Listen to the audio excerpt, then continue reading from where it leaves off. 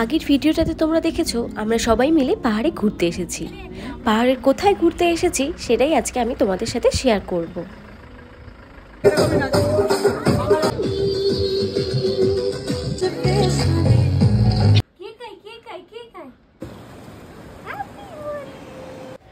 সকালে ট্রেন থেকে নেমে প্রায় 5 ঘন্টা গাড়িতে জার্নি করার পর অবশেষে আমরা আমাদের হোমস্টেতে এসে পৌঁছই।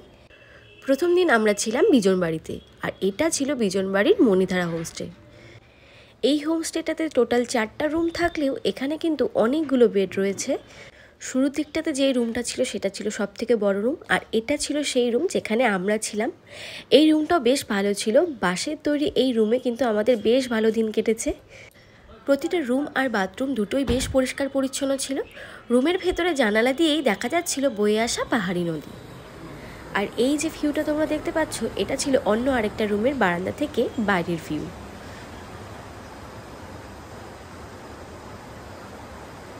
বয়ে আসা নদীর স্রোতের আওয়াজ আর চারপাশে প্রাকৃতিক সৌন্দর্য উপভোগ করে আমরা কিন্তু বেশ ভালোই কাটিয়েছি এখানে দিনটা। চারপাশে সবুজে ঘেরা বাঁশের আচ্ছাদনে ঘরগুলো সব কিছু মিলিয়ে এই হোমস্টেটা একটা আলাদাই সৌন্দর্য বহন করছিল। রুমে ব্যাগগুলো রেখেই চলে গেছিলাম নদীর ওখানে। একবার ভিউটা দেখো, কত সুন্দর লাগছে। নিলিবিলিভাবে তোমরা যদি কখনো সময় কাটাতে চাও, এই হোমস্টেটা তোমাদের জন্য একদম পারফেক্ট। আমি ঘরে চলে আসি আর তারপরেই সবাই লাঞ্চের জন্য চলে যায়। আর এদিকে দেখো, আমি পুতুলকে খাইয়ে আমার লাঞ্চটা ঘরের মধ্যেই সেরে নিই। যেহেতু আমরা হোলির দিনটাতে ওখানে গেছিলাম, তো সেই কারণে পুতুলকে হোলির একটা জামা পরিয়ে ওর ফটোশ্যুট করে নিই। আর সবাই দেখো রং খেলতে কিন্তু ওই নদীর ওখানে চলে গেছে। আমরা একবার পুতুলকে নিয়ে ওই নদীর ওখানটায় গেছিলাম, কিন্তু পুতুল ভীষণ কান্নাকাটি করছিল। তারপর আর কি, পুতুলকে ঘুম পাড়িয়ে ওকে ঘরের মধ্যে শুইয়ে দিই। আর এই টাইমটাতে কিন্তু ওকে পাহারা দিচ্ছিল কায়রানার উৎসব। এরপর আমিও ড্রেস চেঞ্জ করে রং খেলার জন্য চলে আসি। আর এখানে দেখো, ওই হোমস্টের দিদি আর তার 2 মেয়েকে আমি আবির লাগাচ্ছিলাম। এখানে দেখো সবাই আমাকে আবির লাগিয়ে দিয়েছিল। এদিকে বরমশাই গিয়ে দেখি ঘুমিয়ে পড়েছে। তারপর ওকে আবার জোর করে তুলে নিয়ে আসি। যেহেতু এটা বিকেলের টাইম ছিল, তো সেই কারণে ও আসতে চাইছিল না। জোর করে ওকে নিয়ে এসে সবাই মিলে আবির লাগিয়ে দিয়েছিলাম। এরপর আমরা ওখানে বেশ কিছুক্ষণ নাচানাচি হইহুল্লোড় করে কাটিয়ে দিই।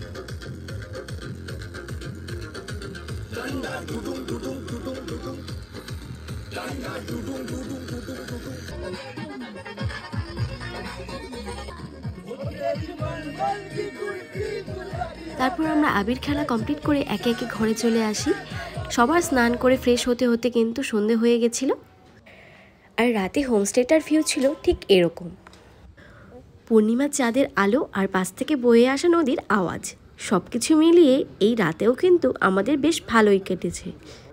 ওদিকে সবাই রাতের আড্ডার জন্য তৈরি হচ্ছিল, আর আমি এদিকে পুতুলকে নিয়ে দিদিদের কিচেনের দিকটাতে এসেছিলাম।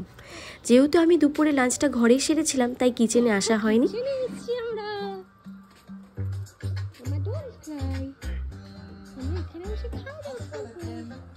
সব কিছুই ছিল বেশ পরিষ্কার পরিচ্ছন্ন।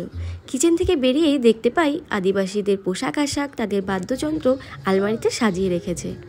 এরপর আমাদের সন্ধ্যেবেলা স্ন্যাক্স চা চলে আসে।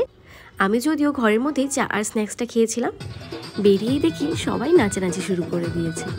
আমিও পুতুলকে নিয়ে চলে যাই সেখানে।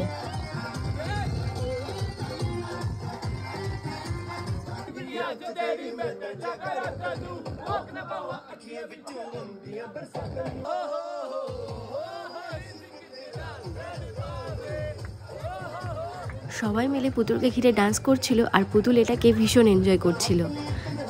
এত ব্যস্ততম জীবনের মাঝখানে যদি এই আনন্দগুলো পাওয়া যায়, তাহলে হয়তো সত্যিই ভালো লাগে।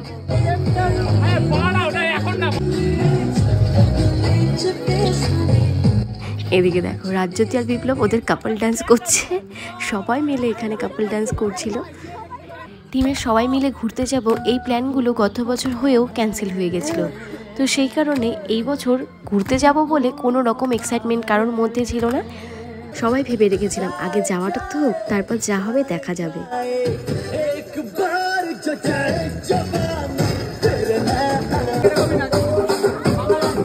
সবাই ভীষণ এনজয় করেছিল এই টাইমটাতে, তোমরা হয়তো দেখে বুঝতেই পারছো। আর সাথে আমরাও কিন্তু পুতুলকে নিয়ে অনেক এনজয় করেছি।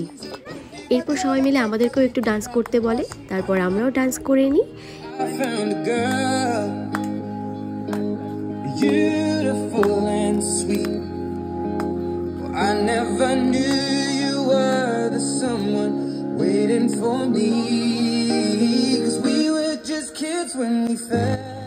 ডান্স কমপ্লিট করে আমরা রাতের ডিনারটা সেরে নিই।